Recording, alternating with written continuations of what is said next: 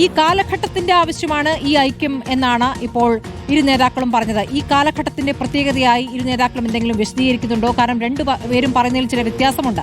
വെള്ളാപ്പള്ളി ഈ ഐക്യകാഹളം നടത്തുമ്പോൾ മുസ്ലിം ലീഗിനെതിരെ തിരിക്കുന്നു. ഇവിടെ മുസ്ലിങ്ങൾക്കെതിരായ ചില പ്രയോഗങ്ങൾ, വർഗീയമായ പ്രതികരണങ്ങൾ ഇന്നും അദ്ദേഹം നടത്തുന്നുണ്ട്. നസ്രാണിമാർക്കെതിരെ അല്ലെങ്കിൽ ക്രിസ്ത്യാനികൾക്കെതിരെ മുസ്ലിം വിഭാഗം വരുന്നു എന്ന രൂപത്തിലുള്ള പ്രതികരണം നടത്തുന്നുണ്ട്. പക്ഷേ അത് സുകുമാരൻ നായരിലേക്ക് എത്തുമ്പോൾ മുസ്ലിം ലീഗിനെതിരായ ഒരു വിമർശനവും അദ്ദേഹം നടത്തുന്നില്ല. ചോദ്യങ്ങൾക്ക് പോലും അദ്ദേഹം ചിരിച്ചുകൊണ്ട് ഞാൻ അതിലൊന്നും പറയുന്നില്ല എന്നാണ് പറയുന്നത്. അപ്പോൾ എന്ത് ഐക്യത്തെക്കുറിച്ചാണ് നേതാക്കൾ ആലോചിക്കുന്നത്? പ്രസാദ്.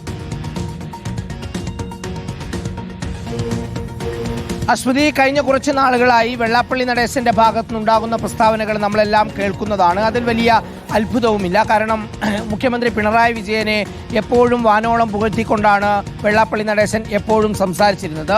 അങ്ങനെ മതേതരത്വം മാത്രം മുന്നോട്ട് വെച്ച് മുന്നോട്ട് പോകുന്ന രാഷ്ട്രീയ പ്രസ്ഥാനമാണ് ഇടതുപക്ഷം. പക്ഷേ അത് നേതൃത്വം നൽകുന്ന സർക്കാരിന്റെ തലവനായ മുഖ്യമന്ത്രിയെ പിന്തുണയ്ക്കുന്നതോടൊപ്പം തന്നെ ഇടതുപക്ഷം ഒരിക്കലും അംഗീകരിക്കാത്ത വർഗീയത, ആ വർഗീയത പലപ്പോഴും ഉയർത്തിപ്പിടിക്കാൻ ആ വെള്ളാപ്പള്ളി നടേശൻ ശ്രമിക്കുന്നുണ്ട് എന്നുള്ളതാണ്. അങ്ങനെ വർഗീയത ഉയർത്തിപ്പിടിച്ച് പ്രത്യേകിച്ച് മുസ്ലിം ജനവിഭാഗങ്ങൾക്കെതിരായ പ്രസ്താവനകൾ നടത്തുമ്പോഴും അതിൽ വെള്ളാപ്പള്ളി നടേശനെതിരെ പ്രതികരിക്കാൻ, അല്ലെങ്കിൽ വെള്ളാപ്പള്ളി നടേശനെ കുറ്റം പറയാൻ, അതല്ലെങ്കിൽ വെള്ളാപ്പള്ളി നടേശനെ ഒന്ന് എതിർത്ത് പറയാൻ പോലും മുഖ്യമന്ത്രി പിണറായി വിജയൻ ഒരിക്കലും തയ്യാറായിട്ടില്ല എന്നുള്ളതും ഇതിലെ ഒരു പ്രധാനപ്പെട്ട കാര്യമാണ്. വെള്ളാപ്പള്ളി നടേശന്റെ കാര്യം അങ്ങനെ. നേരെ സുകുമാരൻ നായരിലേക്ക് വന്നാൽ സമീപകാലത്തൊന്നുമില്ലാത്ത രീതിയിലാണ് NSS ഇപ്പോൾ ഇടതുപക്ഷത്തോടുള്ള ആഭിമുഖ്യം എന്നുള്ളതാണ്. എപ്പോഴും സമദൂരം എന്ന് പറയുന്നുണ്ടെങ്കിൽ പോലും ഒരിക്കലും NSS ഇടതുപക്ഷത്തിന് അനുകൂലമായ ഒരു പ്രസ്താവന ഉണ്ടാകാറില്ല എന്നുള്ളതാണ്. പക്ഷേ എല്ലാവരെയും ഞെട്ടിച്ചുകൊണ്ടാണ് കഴിഞ്ഞ ആഗോള അയ്യപ്പ സംഗമത്തിൽ സർക്കാരിന് വേണ്ടി, സർക്കാരിന് അനുകൂലമായി, സർവോപരി മുഖ്യമന്ത്രിക്ക് അനുകൂലമായിട്ടുള്ള ഒരു നിലപാട് NSS എടുക്കുന്നതും എല്ലാവരെയും ഞെട്ടിച്ചുകൊണ്ട്, BJPയെയും കോൺഗ്രസിനെയും ഞെട്ടിച്ചുകൊണ്ട് NSS ആ പരിപാടിയിൽ പങ്കെടുക്കുകയും ചെയ്യുന്നത്. അങ്ങനെ ഇരിക്കെയാണ് വെള്ളാപ്പള്ളി നടേശൻ NSS ഐക്യത്തെക്കുറിച്ച് കഴിഞ്ഞ ദിവസം പ്രസംഗിക്കുന്നതും ഒടുവിൽ വെള്ളാപ്പള്ളി നടേശന്റെ ഇന്ന് രാവിലത്തെ വാർത്താ സമ്മേളനത്തിന് പിന്നാലെ NSSന്റെ ജനറൽ സെക്രട്ടറി സുകുമാരൻ നായർ വാർത്താ സമ്മേളനം നടത്തുകയും ചെയ്യുന്നത്. രണ്ടുപേരുടെയും പ്രസ്താവനകൾ നോക്കിയാൽ ഒരൊറ്റൊന്നിൽ മാത്രമാണ് സാമ്യമുള്ളത്. അതിലൊന്നെന്ന് പറയുന്നത് അത് VD സതീശനെ എതിർക്കുക എന്നുള്ളതാണ്. വെള്ളാപ്പള്ളി നടേശൻ VD സതീശനെ ശക്തമായി എതിർക്കുമ്പോഴും ആലപ്പുഴയിൽ നിന്ന് തന്നെയുള്ള നേതാവായ രമേശ് ചെന്നിത്തലയെ ചേർത്ത് പിടിക്കുകയാണ് എന്ന കാര്യവും പ്രത്യേകിച്ച് പറയണം. ഇവിടെയാണെങ്കിൽ വെള്ളാപ്പള്ളി നടേശൻ VD സതീശനെ എതിർക്കുന്നതോടൊപ്പം മുസ്ലിം ലീഗിനെ അതിശക്തമായി വിമർശിക്കുന്നു എന്നുള്ളതാണ് വെള്ളാപ്പള്ളി നടേശന്റെ അടുത്ത് നിന്നുള്ള കാര്യം. രണ്ടാമത് ഇങ്ങോട്ടേക്ക് വന്നാൽ സുകുമാരൻ നായർ മാന്യമായി പെരുമാറുന്ന ആളാണ് മുഖ്യമന്ത്രി പിണറായി വിജയൻ എന്ന് വിശദീകരിക്കുകയാണ്. ചുരുക്കത്തിൽ രണ്ടുപേർക്കും തമ്മിലുള്ള മറ്റൊരൈക്യം എന്ന് പറയുന്നത് അത് പിണറായി വിജയൻ മഹാനാണ് എന്ന് പറയുന്നതിന് വേണ്ടിയാണ്. ചുരുക്കത്തിൽ വ്യക്തമായ രാഷ്ട്രീയം രണ്ടുപേരും സംസാരിച്ചതിലുണ്ട്.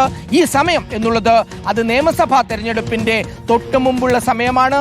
സമീപകാലത്തൊന്നും നമ്മൾ കണ്ടിട്ടില്ലാത്ത ഈ ഐക്യം അലോസരപ്പെടുത്തുന്നത് കോൺഗ്രസിനെയും BJPയുമാണ് എന്നുള്ളതാണ്. കാരണം ഇടതുപക്ഷത്തിന് അനുകൂലമായിട്ടുള്ള ഒരു തരംഗമുണ്ടാകുന്ന നിലയിലേക്ക് രണ്ട് സാമുദായിക നേതാക്കന്മാരും മാറുന്നു എന്നതാണ്. പക്ഷേ അങ്ങനെ പറയുമ്പോഴും അത് വലിയ പ്രതിസന്ധിയായി മാറിയിരിക്കുന്നത് VD സതീശനാണ്. പക്ഷേ VD സതീശൻ അതിനെ വളരെ സമർത്ഥമായി കൈകാര്യം ചെയ്യുന്നു. അതായത് കേരളത്തിൽ മതേതര നിലപാട് ഉയർത്തിപ്പിടിക്കുക തന്നെ ചെയ്യുമെന്ന ഒരൊറ്റ വരിയിലൂടെയാണ് VD സതീശന്റെ മറുപടി എന്നുള്ളതും ശ്രദ്ധേയമാണ്. ചുരുക്കത്തിൽ മുസ്ലിം ജനവിഭാഗത്തെ അവരെ നോക്കിക്കൊണ്ട് പല വിമർശനങ്ങളും വെള്ളാപ്പള്ളി നടേശൻ ഉന്നയിക്കുമ്പോഴും മറുഭാഗത്ത് എല്ലാം VD സതീശന് എതിരായിട്ടുള്ള വിമർശനം ഉന്നയിക്കുമ്പോഴും VD സതീശൻ ഉറച്ചു തന്നെ പറയുന്നു താൻ എടുക്കുന്നത് മതേതര നിലപാടാണ് എന്നുള്ളത്.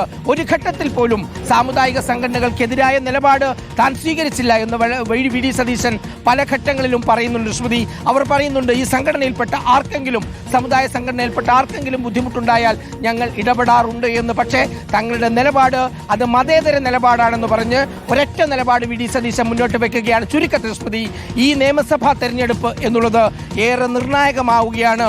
ഒരുപക്ഷെ സമീപകാലത്ത് നമ്മൾ കണ്ടിട്ടില്ലാത്ത രീതിയിൽ മതേതരം എന്ന് പറയുന്ന സംവിധാനം മാറ്റി നിർത്തിക്കൊണ്ട് ഒരുപക്ഷെ വർഗീയത പറയുന്ന നിലയിലേക്ക് നമ്മുടെ സാമുദായിക നേതാക്കൾ തന്നെ മാറുന്നുണ്ടോ എന്ന സംശയത്തിലേക്ക് കാര്യങ്ങൾ മാറുന്നു എന്നുള്ളതാണ്.